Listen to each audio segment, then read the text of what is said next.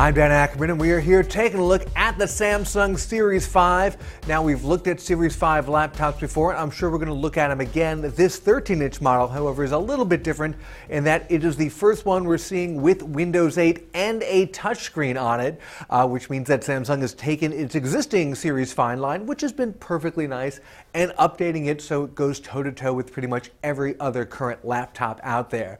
The nice thing about this particular system is it sits right in the middle of kind of the price band. We've seen a lot of 13-inch Windows 8 laptops that are $1,300, even $1,600. Very nice machines.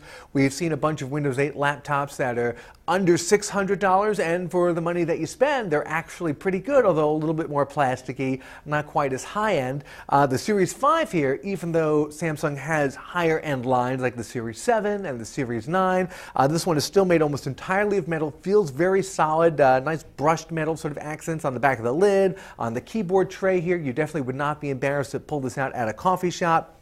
Even though it's Samsung's mid-price line. This particular configuration has got a Core i5 processor. It's got a standard 500 gig hard drive with a little SSD cache on it, and it's $850, which is a pretty reasonable price, especially when you consider the design and the construction and the workmanship is definitely a little bit above average from what you normally get for that price.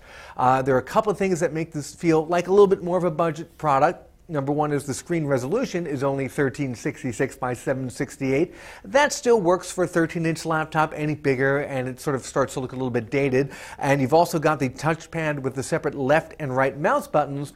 In most modern or more high-end laptops, they're all moving towards that single pad, click pad design where the buttons are sort of integrated right into it.